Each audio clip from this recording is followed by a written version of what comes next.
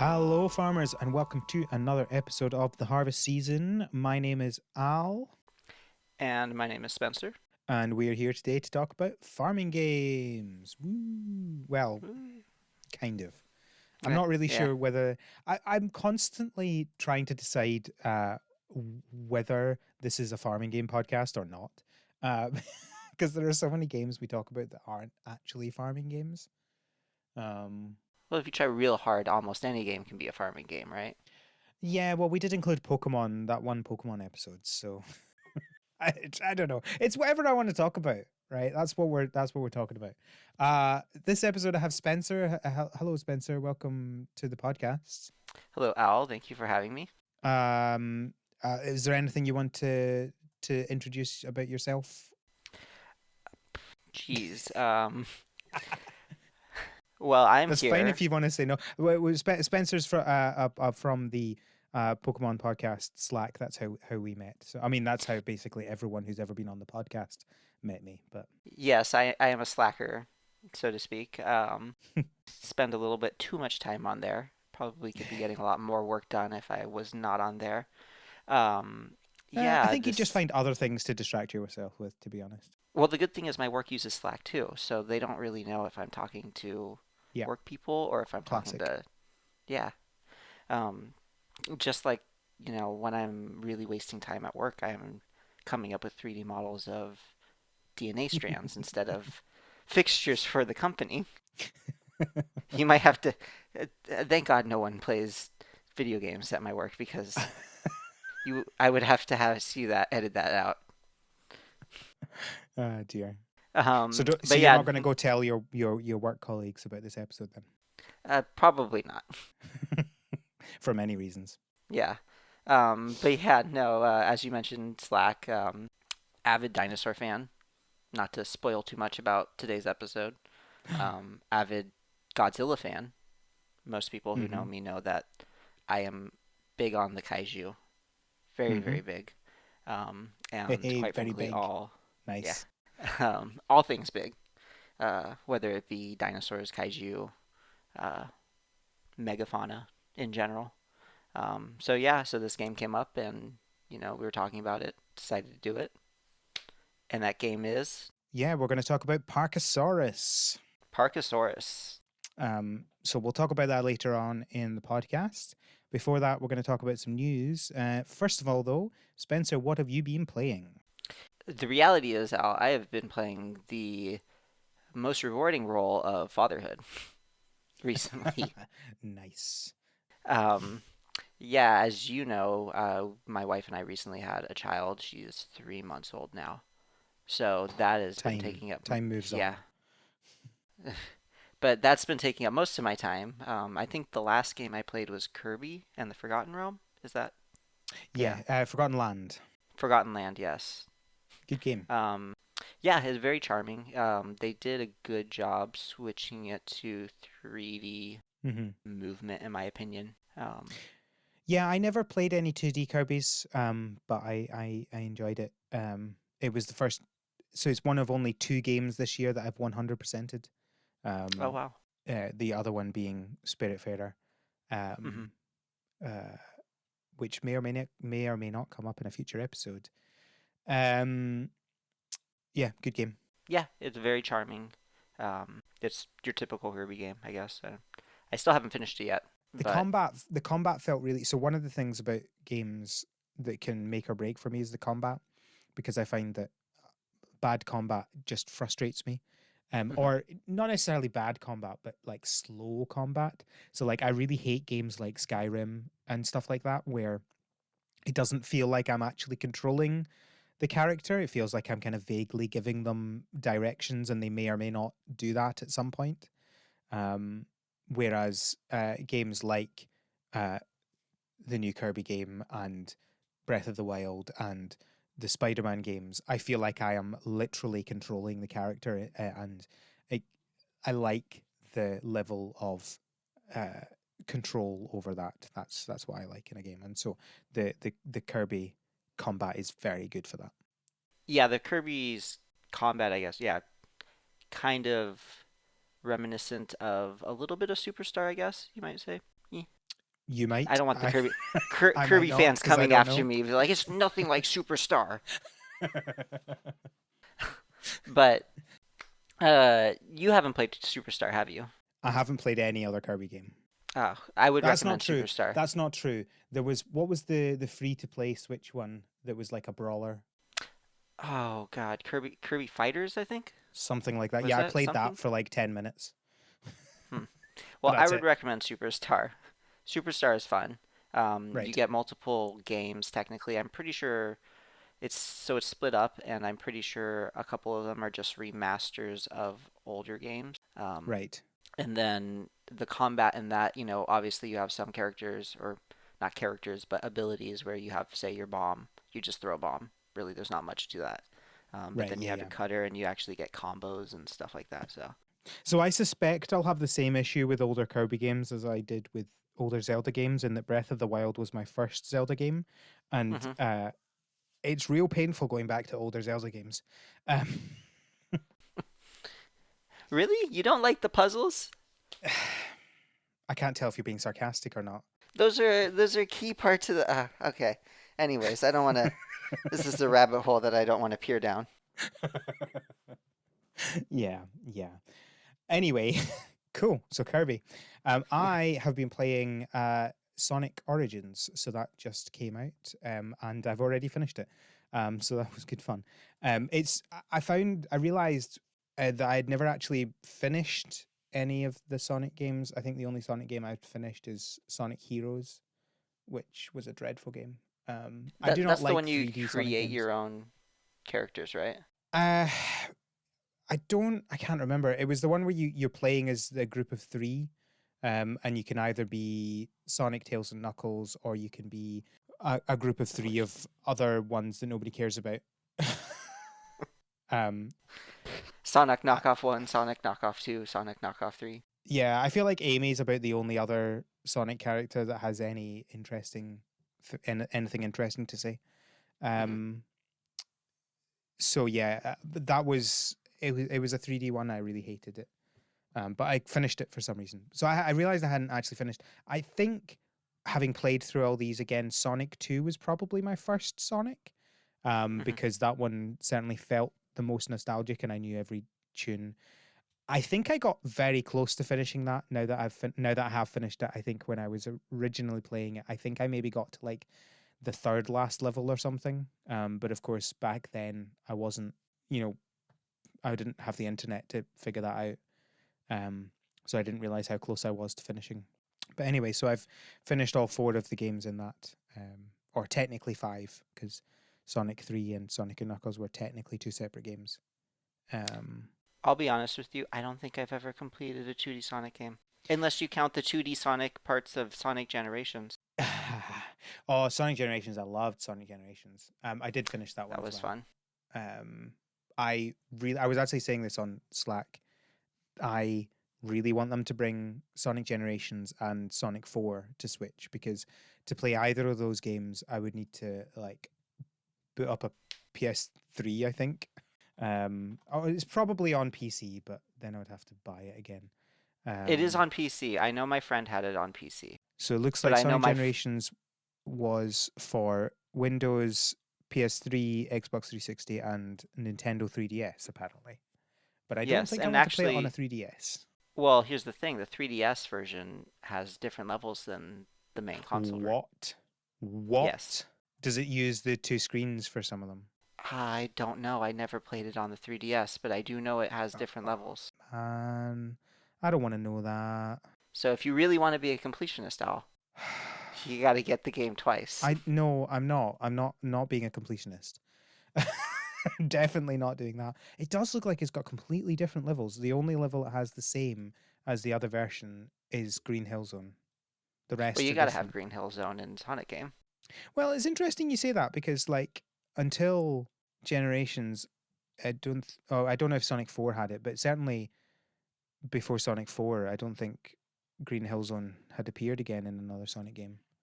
They had similar named but they weren't all the same.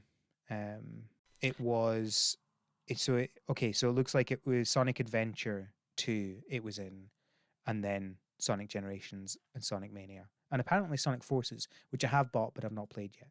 So yeah, there was a long time where it was only in Sonic 1 until 2001 was the second time it appeared. Well, then now we have Frontiers coming out, which is all Green Hills. Green or grey? Yeah, or Stone Pillars. I actually really like the look of Sonic Frontiers. I know that it's not like the most interesting looking worlds, but I really like the look of how it plays, and I am definitely open to trying it. Now this is a hot take, and I know so many people. I'm gonna have every Sonic fan at my throat after I say this, but I think they need to completely build the games back up from the ground up. I think they need to go back. I think this is in need of a SSX remake. As crazy as that sounds, did you ever play SSX? I did The not. snowboarding game? You didn't? Oh, okay. I, Well, I know the game, but I don't think I ever actually played it. crazy tracks, fireworks blasting everywhere. You're flying down the mountain at Lord knows how fast. They need to go that route with Sonic. I They mean, need they to. kind of did that. They had levels But like have that they in other really? games.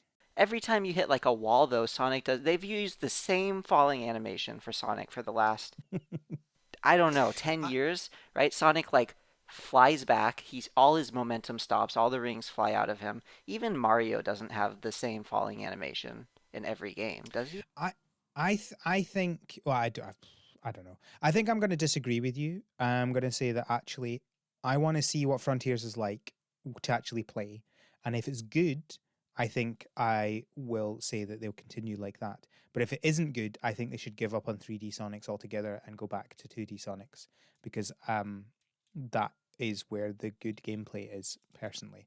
I don't think that it works well in 3D. I think every 3D Sonic game annoys me, and because like the Sonic is he's meant to be fast, and when he's not being fast, he's being annoying. And 3D Sonics are much more likely to be annoying because they have these stupid 3D platforming areas, and it just ends up being confusing. And it's like they added in the targeting to actually make 3D Sonics possible. Otherwise, you would never hit an enemy, and it just yeah, I don't like them. Did But you did you ever play Adventure Battle 2? no, No, that one was good. there are so many games. There are a lot. Well, you say that's good, but I suspect it was just as like because everybody said that Sonic Colors was good, so I bought the Switch remake, and it was not. It was not good. It was just as annoying as all the other 3D Sonics. Anyway, this is not a podcast Anyways, about Sonic. yes, no, not Sonic. I have been playing Sonic Origins, and now I've just started Sonic Mania again because I did start that, but I never finished it. So I'm going to go finish that before I get out of my obsession with Sonic. So we'll see how that goes. Shall we talk about some news? Sure. The first piece of news is that we have an update from One Lonely Planet. No, One Lonely Outpost. Why did I put the wrong name there? I don't know. One Lonely Outpost. So this is it's Stardew Valley but on Mars. And they have updated their release timeline. They're expecting early access to come out in Q4 this year. Now, are you planning to get early access for this? Ooh, that's a good question. Have I backed this one? I don't think I've backed this one on Kickstarter. Oh no, I did back this one on Kickstarter. Now, what level of Kickstarter did I back this on? Because if I didn't back it at the level that gets you early access, then no, I will not be. See, this is why I stopped backing things on Kickstarter because I could never remember what happened, where I I was, what have was coming to me. I have so many games I have backed on Kickstarter now. It's utterly ridiculous. Uh, Early access. Now, I'm not seeing anything about early access, so I'm guessing everybody gets early access. Yeah. So there's one that's one higher than what I paid, which is earlier access. So I'm guessing that what I have is early access. In which case, will I play it in early access? Possibly. My issue with all these things is so I've backed it and I've asked for the Switch copy. But normally what these people do is they give you an early access code for Steam if you ask for a Switch one. because obviously they don't do early access on the consoles generally. But I always have an issue of like, well, do I play this game in early access or not? Because if I do, then at what point do I come back to it later on when it's released? Because sometimes I run out of enthusiasm for a game during the early access period. Um, Hmm. but of course, if I don't cover it in early access, then generally uh, it's going to be a lot longer until the actual release comes out. So I have not decided. We shall see. Originally, they meant for their early access to come out in September 2021. So always a classic with games. They're always, literally every game is delayed. So if you ever see a Kickstarter, just add on 2 years to what it says. Yeah, this rough. As I've said before, they just need to stop saying dates. Just don't say a date. Just don't do it. Or add on 2 years to whatever you want to say. Yeah, but see that's why there's a disconnect between marketing and I deal with this at my own personal work all the time. And people working behind the scenes and the marketing wants to get people hyped up. It's all a mess. Yeah, but we're generally talking about indie games here, and they That's don't. true. It's the same person. Hmm. And I get that there's a you want to tell people when it's coming out because that helps with the marketing, but you've got to think you will delay, and that you know, do you want to delay or do you want to go? Actually, let's just add on 2 years now to what we're going to say, or don't say at all, and then not have to delay. I mean, I don't have an issue with people delaying. I think that it's important that people release their games when they're ready, not when they originally said they were going to. I just think that people need to stop saying when they're going to come out. Just stop it. Yeah, but then how are you gonna have the backers get excited? Because at some point you'll say it's coming out now and they'll go, "Yeah, it's coming out now." Fair enough. Fair enough. Anyway, yep, so that's one Lonely Outpost. Next we have an update for Factory Town. Um, they have released their 2.0 update. It has an update to their UI, lots of small improvements that I'm not going to go through because you have to have played the game to care about them. And they've also added Steam Deck support. I'll obviously add a link in the show notes to all of the small things that they have added, if you care. Interesting. Steam Deck. Do you have a Steam Deck? Are you getting a Steam Deck? Those are two different questions. The answer to the first is no, of course I don't. The answer to the second is I am planning on doing. I have an order. So I actually personally have an order in for my brother-in-law. So we bought him one for his birthday last year, and that should be coming. I think that's Q3 sometime. So, literally could be any time because July starts on Friday, which is Q3. So, but I also, amusingly, he has an order in for me because I obviously couldn't put two orders in because I do want to get one myself. So I asked him to put an order in for me, and that one is after Q3. So, who knows when that's gonna come? That could be Q4 this year, or it could be in 3 years' time. Who knows? So yeah, I am planning on getting it. I still am not convinced about how the ergonomics look. It looks like it's going to hurt my hands.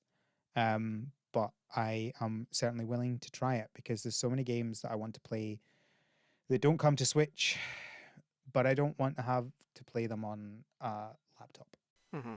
Yeah, this does not look comfortable to hold one bit. Yeah, people who have it say it's fine, but I'm not convinced. We'll see. Indeed. Rune Factory 5 is coming to Steam. I'm shocked and surprised. We didn't know this was coming. We totally knew this was coming. Um, so their worst kept secret is that it's coming to Steam on the 13th of July. If Oh, people that's have, right around the sorry, corner. yes, it is. It's only a couple of weeks away. If people aren't aware, this is not surprising because they literally put it up on Steam and then deleted all the name data for it. So we knew it was coming. Oopsies. Yes, never put the information on anything before you actually want people to know about it. Speaking of games coming to other platforms, we now have a date for Story of Seasons Pioneers of Olive Town coming to PS4, and that is happening on the 29th of July. So about a month away. So if you, for some reason, wanted to play that game but you don't have a Switch or PC, I think it was on Steam as well already, then There you go. You can go play it on your PS4. If you're on Xbox, then sorry. Oh well. I do feel like most people who play Story of Seasons games tend to play them on Switch, but maybe that's false equivalency because maybe most people play it on Switch because that's where it's generally available first. I don't know. It's like saying that This most people doesn't that play seem. Pokemon play it on Switch. Yeah, of course they do.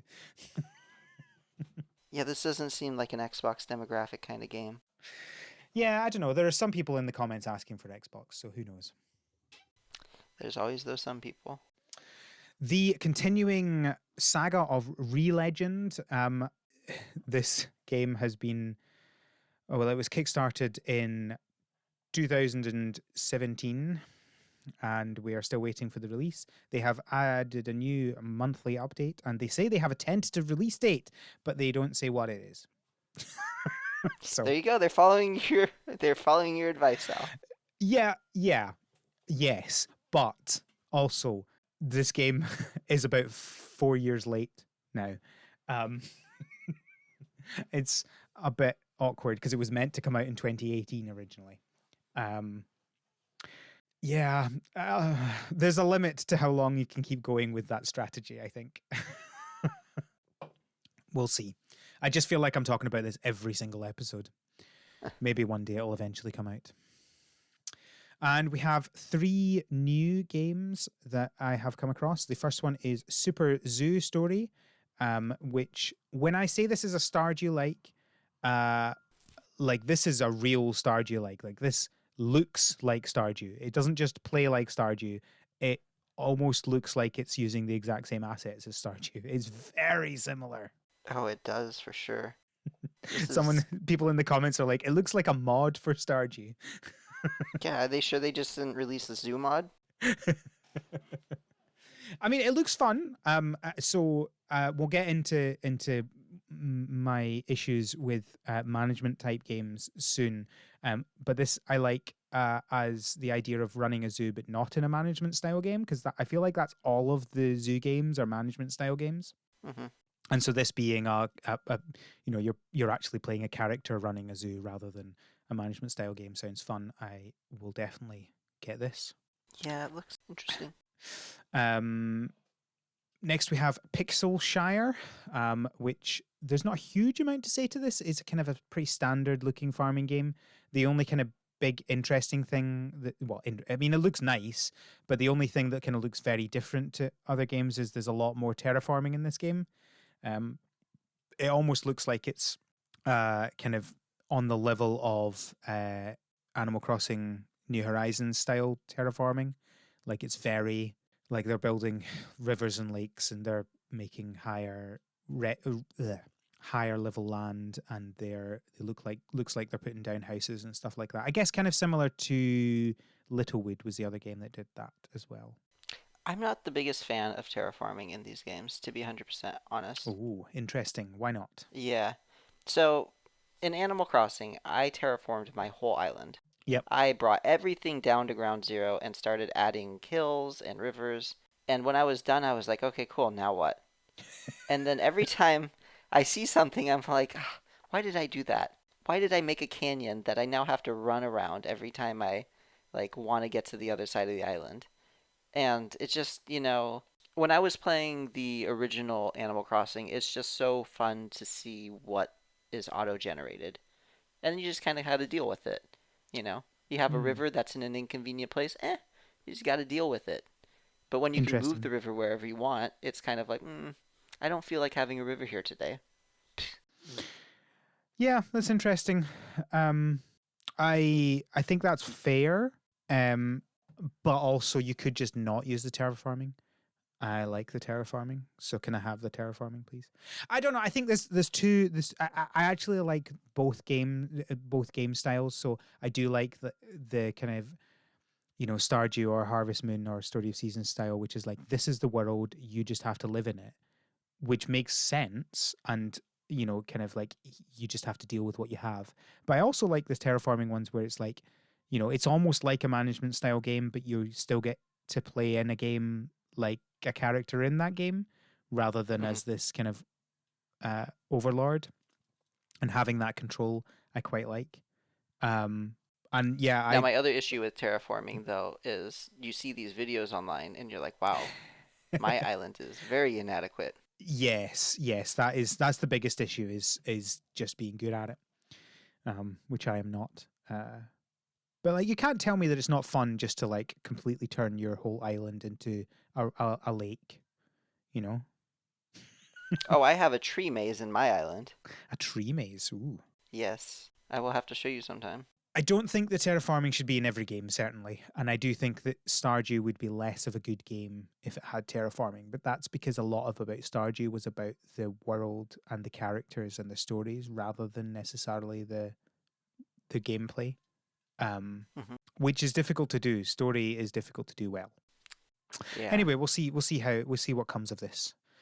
And the final game that I found recently is called The Gods Fabled Soil Frontier. Now, other than having a terrible name, this looks like an interesting game. So it's up on Kickstarter. And the interesting thing about this one is that it doesn't have specific seasons for. I'll just read out what it is. So there's a little paragraph that it has that kind of describes this. It says crops aren't season dependent; they're condition dependent. This means that although any crop can technically be planted any time of year, each crop type requires a bare minimum and or maximum set of conditions in order to survive. Um, and they say they've got moisture, sunlight, temperature differences, and you just have to make sure that you're planting the right things at the right time. Now, this sounds interesting to me. I do worry a little bit that it'll be too in depth and less fun to play because a lot of what I like about these games is not having to think about these things. And it was my issue with Sakuna, was how kind of technical you had to be around it. But well, let's put it this way: I've backed it. I'm going to try it. We'll see what it's like. You know, as soon as this game is released, there's going to be a video of someone going, here's how to grow winter only plants by irrigating and doing 20 other things that are, Yeah, you'll you'll be like, yeah, whoa, hold on. yeah. It's an interesting idea. I just wonder whether it's going to be too kind of detailed for why I like these games, but we'll see. But yeah, you're right. There's going to be some ridiculous people who do ridiculous things with it, and we're all going to feel inadequate because of that. I think that's all the news. You can find links to all of those things in the show notes. So, Spencer, Parkasaurus. Parkasaurus. Parkasaurus. So, I guess let's start off with a quick introduction about it. It's a game about dinosaur parks, in case you couldn't Yes. tell in the name. So it's a management style game, as I was mentioning. You are running a or many parks. There's actually an overworld with lots of different parks with different challenges and stuff like that. Um, Rather than just like I guess you've got two kind of different ways of dealing with this in management style games. One is just this is the park you have or the whatever you have, and that's it. And I guess that's more of a kind of older style game. So like your roller coaster tycoons and your zoo tycoons, they tended to have like one per save, and then there's a more kind of newer style of game where you have more areas you can buy or you can have challenges, that sort of stuff. And this has definitely gone all in on that. You start out on the map and you have to pick the tutorial um, park to get the tutorial, and then it kind of continues from there. And there's lots of other places. Which I definitely appreciate because, to be quite frank, this was not only my first, management style game, this was my first park style game in Oh, general. really? Interesting. So you've never done Yes. a roller coaster tycoon or anything like that? I have not, unless you count Wow. the park creator of Tony Hawk Pro Skater, No, which, I do no. not. Okay. Then yes, this was my first park style management style game. Oh, interesting. Oh, and did you just choose this because dinosaurs? Yes, very much Okay. so. So it'll be interesting to get your input on management style games as a newcomer then, because I've played quite a few. I started out, I guess, with Roller Coaster Tycoon was probably my first one. I played a couple of different Roller Coaster Tycoons. I played obviously SimCity, not a park game but a management style game.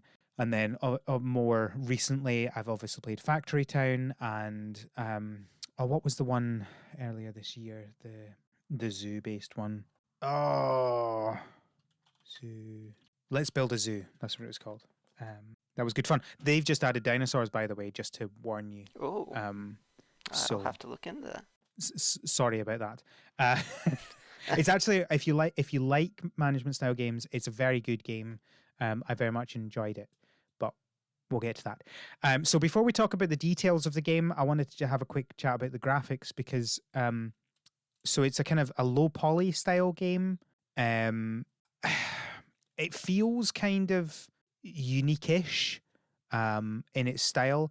I was a little bit disappointed when I actually played the game because I think I felt that the management graphics for this game looked better than the game itself. Hmm. It's definitely, the key artwork and stuff makes you think you're getting into this cutesy. Hmm. It is still cutesy for sure when you're in the game. Hmm. Um, but, and this kind of leads to a bigger issue maybe I had with the game is like, what's the difference between like, you know, uh, Triceratops versus Hmm. Torosaurus, right? Yeah. Like, I don't think Torosaurus is in the game, but that's the only Triceratops-esque other dinosaur I could think of. Uh-huh. Um, but I yeah, was oh, go ahead.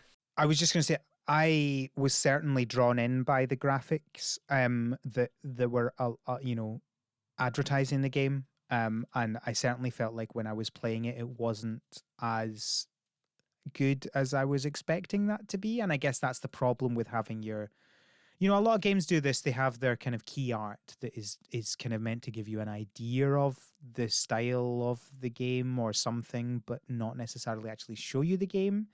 And that's fine to an extent, but I did feel a little bit like it was not false advertising, but kind of drew me in when maybe screenshots of the game wouldn't. And that wasn't, that's the entire point of that. But I was, yeah, certainly a little bit disappointed with that. Now, did you play this mainly in handheld mode, or did you play this on your I, TV? yeah, so I played this entirely in handheld. I, you played on Switch as well, presumably, based on that. Yes, I also played it in handheld mode. So I suspect that it would be a better game, as with so many of these management style games, a better game to play on PC because the controls, apparently we're talking about the controls now. Um, Oh, thank you for bringing this up because this is my biggest issue with this game. I Sweet think Lord. this is a real issue with management style games on the Switch, especially when they've not been designed for the Switch, first and foremost. Um, and that's yeah, the controls map terribly. So even just things like on, your first interaction with this game is the overworld, and the it's not just like a grid of things. So when you're going left and right or up and down from different part to different parks, uh, it doesn't always go to the one that you might expect it to. So like, if you Well, go from the tutorial and you click left to one of the parks, if you then click right, it goes to the one below the tutorial, not the one you just came from. And that in and of itself just always throws me. If I do left and then I do right, I expect to be back where I started, and I'm not. yeah, and the controls didn't have to be bad. They have the touchscreen. I don't understand why no Yeah. Switch game like takes advantage of this touchscreen that the Switch has. Yeah. Yeah, no, that's fair. I guess probably because that right, this is going to sound a bit mean. I apologize to the Parkasaurus developers and basically every other developer that's ported a game to the Switch. So they generally don't do it themselves. They generally get a porting team because that makes sense. And Hmm. they're just not kind of thinking about making it for the console. They're thinking of porting it. They're thinking of let's get this game on that rather than let's make a game for that. And that's fine, but it does mean you end up in this situation where they're not using the advantages that you get from these consoles. I can see that, but there is definitely other control issues other than just not using the touchscreen. Hmm. I don't know if you had this issue, but I had plenty of times where you use the left and right to toggle between things, but then you use the what is it, LZ and RZ to also toggle Oh, between yeah, yeah, things. yeah. And It was every both. It's time both. It's both because it's both, yeah, there are so many levels of menus in this game that there are points where so many. the L and R and ZL and ZR and the left and right buttons all do different things, and because you're just so many levels down. But then you're okay, so you're toggling through menus, right? And then you went on so in the game you find different dinosaurs by going on expeditions. And you basically it's basically the mini game from Pokemon Diamond and Pearl, right? You Hmm. have the little wall and you hammer away at the wall. Yeah. But once you're hammering away at the wall, all of a sudden L and R don't toggle between menus anymore. And I don't know what happened there. Where was that disconnect? Yeah, I guess part of the problem is showing like if they're going to do that, it should really be like full screen and you wait and you do it until it's finished and then you're back out of that rather than kind of this weird showing you some of the kind of the menus that aren't going to do anything at that point in time. It's yeah, it is wacky. Yeah, I don't know if that was a porting issue because obviously neither of us played it on PC. I don't know whether it was a porting issue or whether that happens on PC as well. But yeah, that's a bit confusing. Although I suspect a lot of this would be so the a lot of management games they rely heavily on the mouse, and so I Hmm. suspect that those elements would have been disabled on the PC version, so it would have been much more obvious that they weren't going to do anything when you were doing that. Now, let me ask you this about management style and park style games. Is this the general pacing of like tutorials and how to do things? Yes, Because I and spent sorry, on you go. I spent like a good few hours in that first park that you get that Yeah. you pretty much just build a pen and Mhm. throw a dinosaur in there and call it a day. And it Yeah, kind of didn't really push me to go to the next park until I was like, oh, wait a minute, maybe I should try the next park. And it's teaching me things in the next park that I'm like, oh, I've kind of been doing this already. yeah. So let's talk about that. So the tutorial is something that I'm constantly frustrated by in games. And actually, this is where I'm going to admit that I hardly played this game because I really struggled with the tutorial. And Hmm. my issue with games is always getting started. Once I get started, like I'm all in on these games until I burn out. But the problem is getting started, and that was definitely an issue with this game. So so you're definitely right in that the it was a really slow start. Um, I think it is a generally an issue that management style games have in terms of getting started because they have a lot to tell you. You know, they have 1,000 different things they need to tell you, and they need to get all that information to you, and pacing that is difficult. So it in that way, it's kind of standard in that it is generally difficult for them to do, but also it was pretty slow for even for that. I think I don't think I'd gotten as far as you, so maybe I'd missed the fact that they also then have tutorials in other parks, and that to me feels like a big red flag. Like, why do you have a tutorial park that doesn't teach you everything? Like, that's literally the entire point of the tutorials to teach you things.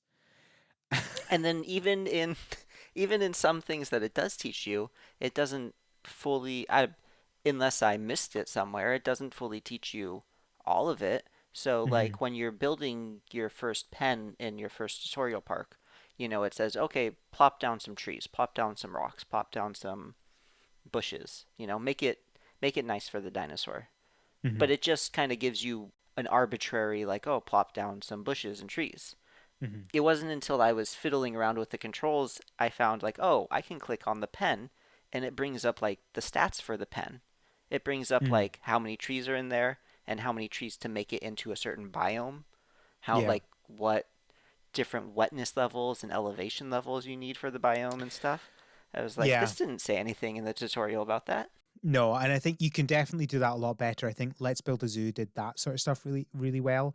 It gave you a much more clear indication about what different pen types and there or in this game biomes there were, and the stats and stuff like that. I think it did a lot better. I think also I much prefer.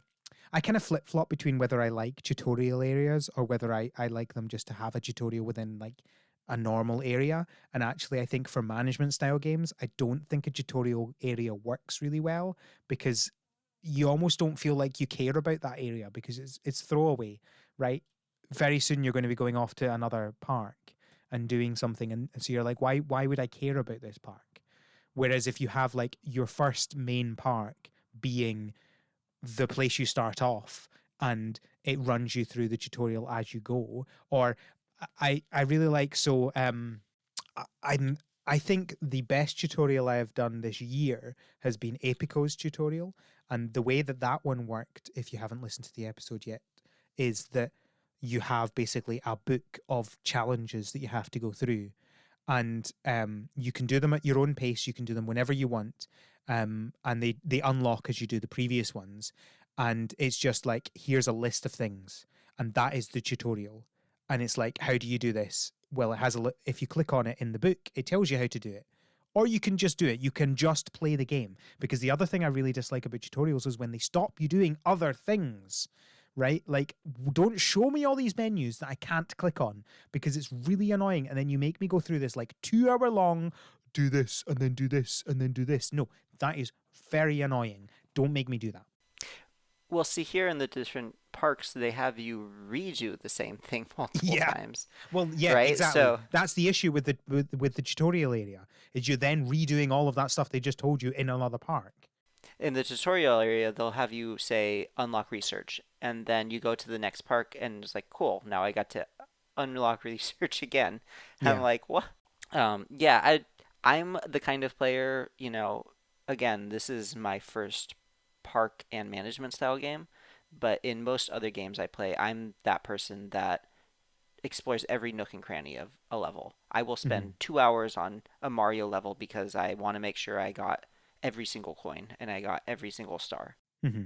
And, the tutorial level for me was like, oh man, I want to make sure everything's perfect in here Yeah. before I move on to the next But part. that's And then not I how they was like, designed it. Yeah. uh-uh. They definitely designed it to be like, okay, just throw a dinosaur in here, get some people happy, and move on. Yeah. Yeah. Yeah. Yeah. Yeah. No, definitely.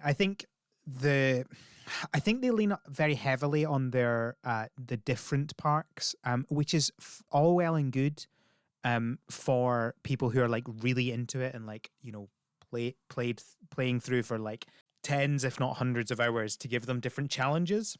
As you say, that's kind of quite a nice way to have different things to do.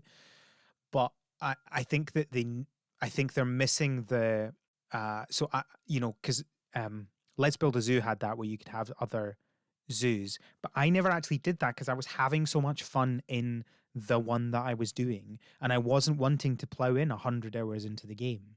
So to get multiple up to the same level, just I didn't feel like I could get to that point. And so I think that Parkasaurus is missing that, like, actually, I want to plow all of my time and energy and fun into this one park to get it good. It feels like it misses that. Well, it actually, I think it purposely is designed against that Yeah. because if you look at each park, right, like they have essentially a par, so to speak, for each park, right? And you can get bonuses based off of completing the challenges that they present to you by doing Hmm. them in a minimum amount of days, like 3 days or Yeah. 4 days or whatever that par is. Yeah. And that's actually the other issue that I have generally with management style games, but I think is worse in this game. And that's where you don't feel like you can take the time to do what you want to do in the time you want to do it. So, what I really like about farming games is you can just focus on one thing and just keep doing that one thing. And it doesn't matter how long you take to do it, you're building that up and you're improving it. And you can ignore everything else. But with these management style games, if you do that, you go bankrupt. Yeah, that Or I an was animal wondering why I dies or was something like that. I was wondering why I was losing so much money in the tutorial episode or the tutorial level at the beginning. I was like, oh, I'm not managing my money very well. But yeah, you just sink so much money into like a park and you don't even think about it. You're like, whoa. Exactly.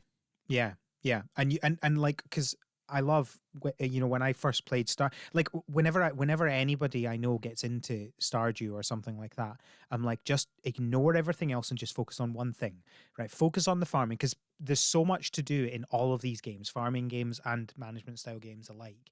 There's so much to do, and I just say to people, just focus on one thing, take one thing, and normally that would be the farming, because that's the thing you have to do to start off in these games.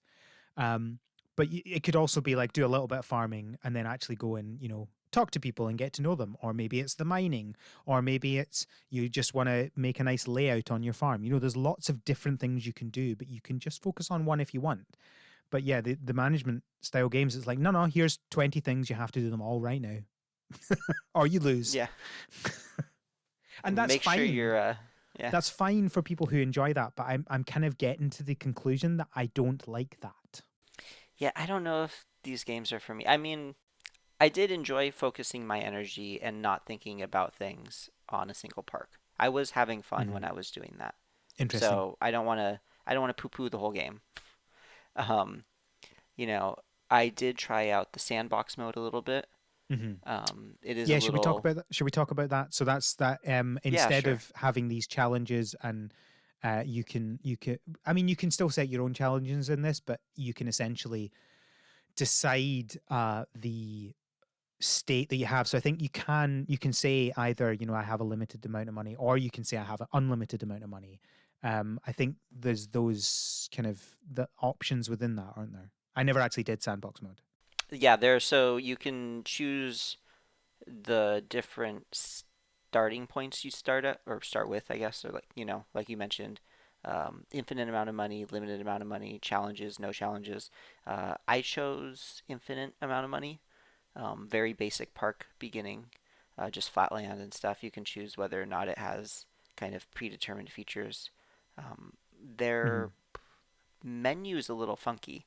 I don't know if this was overlooked by the people porting it, but you choose what kind of style of area you want, whether it's like a prairie or something, Yeah. and the scroll down menu disappears. So, like, you can't really see all, you can see the cursor move down to non existent options, I, I I I think but this is probably an issue in porting, is that it's hard to tell with this game whether something's a bug or just bad UX. yeah. So, anyways, yeah, so I fooled around a little bit, infinite money. I wanted to see kind of what other dinosaurs were there, so I plopped down a few Spinosauruses and just went to town, let them roam around. Um, yeah, I just, do what you want. Had an army of little workers working away.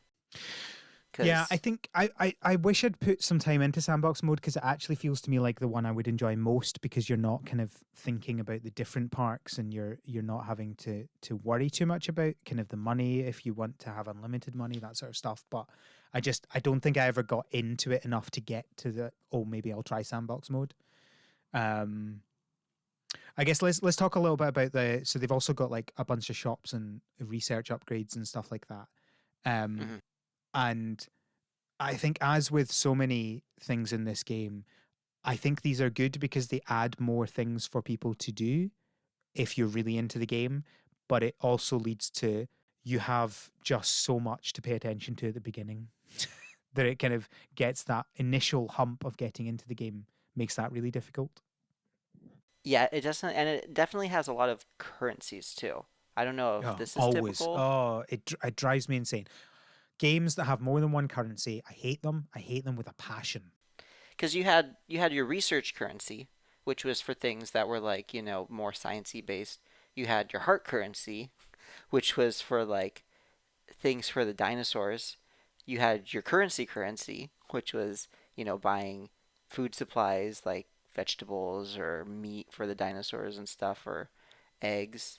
You have all the different currencies to make eggs. Speaking of that, so as I mentioned before, you go on your little expedition to mine, I guess, or, dig up dinosaur bones. And that's what you use to make eggs. So you essentially get like a combination of bones and gems. So now you're managing those to make eggs for the dinosaurs that you're gonna. Hmm. I was losing track left and right. Yeah, yeah, definitely. Um, I don't think I have anything else to add on that. Multiple currencies annoys me. Full stop. And I think in many cases it's added to confuse people and to get them to buy more. But obviously, this is not a free to play game. It's not a game with in game purchases. So I don't know why they did this other than just to be annoying. They probably thought they were being clever with that. I don't know. So, as your first foray into management style games, it sounds like it was a bit of a mixed bag. Yeah, I mean, definitely it helped that it was dinosaurs because I Mm-hmm. pretty much love anything with dinosaurs. So, you know, That got you going. Yeah. it did get me going. It pushed me through for quite a good portion of the game. Yeah. Um, it was, we discussed the graphics a little bit. It was cutesy, so I enjoyed it to a certain extent in that sense. Yeah. It wasn't nearly what it looked like it was gonna be as Yeah. far as what the graphics were, like you were mentioning. It was the I think the tutorials could have been laid out better, personally. Mm-hmm. As Yeah, someone definitely. who's never played these games before, I felt like there were key elements to managing the park that were much farther down the road than I would have liked them to be. Controls were definitely a little wonky. Yeah, it would be interesting to see how much of this was porting issues. I suspect a lot of it. Um, but the obviously the tutorial and the many levels of menus and that sort of difficulty getting into the game would certainly be an issue on PC as well. Hmm. Yeah. Yeah, overall, I mean, I enjoyed it. I might go back, just to play around with the sandbox mode more. Would Yeah, I I think it's say, sorry. oh, go ahead. I was just going to say you say you enjoyed it. I feel like we've been quite negative this episode. I think it's important to say that um I don't think we like personally it's not I don't think it's my kind of game, but I think if you like management style games and you like dinosaurs, I think you'll like this game, especially if you can I get over the hump of the tutorial, you know. Yeah, I My, would imagine a person who plays management style games is already kind of keyed into many of yeah, these aspects, exactly. right? There's still some UX issues even with someone I think who's enjoys those games, but I think in general, if you like management style games, you'll probably like this game. And you'll probably double like it if you like management style games and dinosaurs. Yeah. If you're a big fan of Jurassic Park and you wish you could do what they did wrong right, then this is the game for you probably. Yeah. Yeah, yeah. Anything else to add? Um, Al, what is your favorite dinosaur? We talked all about Parkasaurus, but we didn't talk anything about Oh, dinosaurs. good question. So my issue with deciding on a favorite dinosaur is I still don't feel like I know enough about dinosaurs to do that. And, our understanding of dinosaurs has changed quite a lot over the last couple of decades. And Hmm. so our kind of popular imagination in what these dinosaurs looked like is all wrong. And so I've not kind of done enough investigation into what they would actually really be like. Well, from what we understand currently, obviously, who knows whether we'll actually know or not. The fun thing about trying to figure out dinosaurs is all we have is bones. Um, and I like someone once took a said what would we imagine a hippo looked like if we just had the bones, and it looks ridiculous compared to what a hippo actually looks like. Um, Hmm. and so yeah, that's. But if I'm just thinking of um kind of the popular kind of Jurassic Park style dinosaur, I like a brachiosaur or something like that. Your big, slow, uh ridiculous looking dinosaur. Okay, What about you? so you're more into the sauropods. Mine is the Spinosaurus. It has been for a while. I Mm. will admit it was influenced heavily by Jurassic Park 3, even though that movie was not the greatest. But I just, and kind of back to what you're saying, Spinosaurus is just every time there's a news report that comes out with this thing, it's like we have a completely different understanding of Mm. what it looked like, of how it behaved. They recently released like, information that they think it had kind of an eel tail, Ooh. like a giant paddle-like tail, and Mm. was probably more adept at swimming than we think it originally was. Oh, just what we need. Um, That thing to be better at moving in water. Oh, goodness. well, you gotta make do with what you Terrifying. have and just um, but yeah, so Spinosaurus, most of the Spinosauridae, like Baryonyx and stuff, I would put those pretty high up there. Um, I'm looking at the list of dinosaurs they have in this game, and they have a pretty good mix. I am curious why they decided to choose some over others. Uh, Always you a good know, when question. th like yeah, I that would have been nice if they made like each dinosaur a little bit different, like a Brachiosaurus versus a Potosaurus would be cool. But anyways, yeah, Spinosaurus is probably my favorite. Fair enough. Yeah, this the Spinosaurus always creeps me out a little bit. Um, it's like a creepier raptor, and the fact that you've now said that it's good at swimming just terrifies me. Um, Oh yeah, it's crazy. cool. Well, I mean, as with these games, we can either feel like we've not covered it enough, or we could cover it for hours and hours and hours. But I feel like maybe we've given a good kind of overview of the game, and hopefully given people an idea of whether they want to play it or not. And if you do want to play it, or you just want to go look at it, we'll obviously have links to it in the show notes. Any final thoughts? No, I would recommend probably. I mean, this is hard for me to recommend, but if you have the ability to play it on Steam, maybe try Mm-hmm. that first. I would Yeah, imagine controls and just the overall experience would probably be better than Switch. yeah. Um, It's certainly if not an you're expensive game. So if you have a decent amount of money for games, buying it on one and then maybe trying it on the other wouldn't be a ridiculous idea. mhm. But yeah, if Switch is your only option, but if it still really intrigues you, you like dinosaurs, you like management style games, yeah, I would say go for it, maybe. And for you, Spencer, I would highly recommend trying out Let's Build a Zoo. It's not on Switch; it's only on PC. Although I think they're Okay. doing a Switch port. But as similar to this game, I suspect it's probably best on PC. Hmm.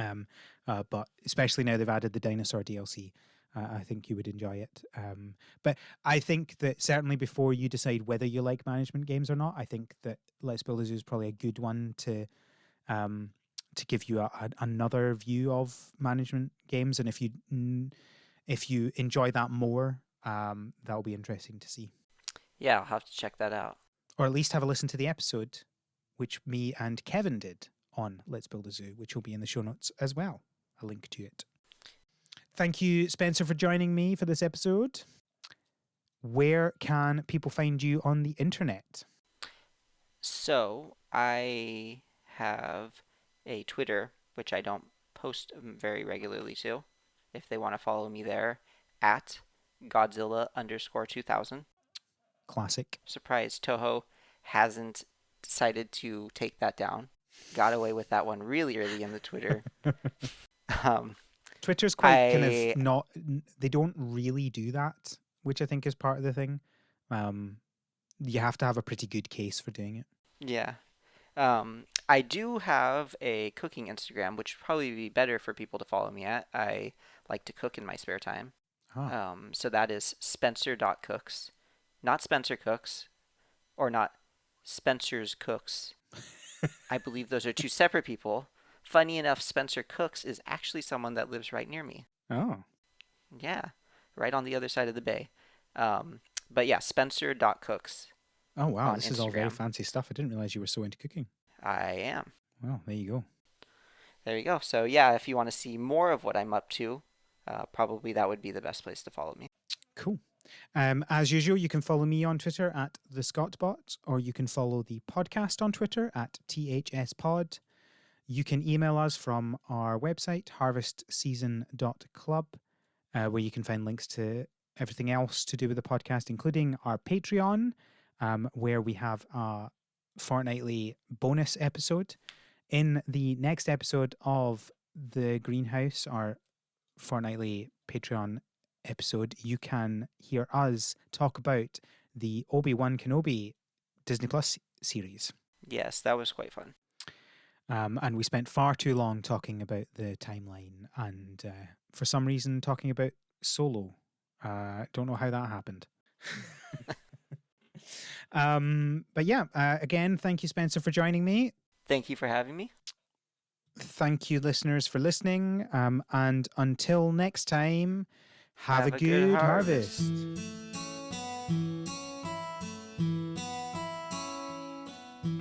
The Harvest Season is created by Rochelle Delaney and Al McKinley, with support from our pro farmer level patrons, Kevin and Stuart. Our art is done by Micah the Brave, and our music is done by Nick Burgess. Feel free to visit our website, harvestseason.club, for show notes and links to things we discussed in this episode. Thanks for listening.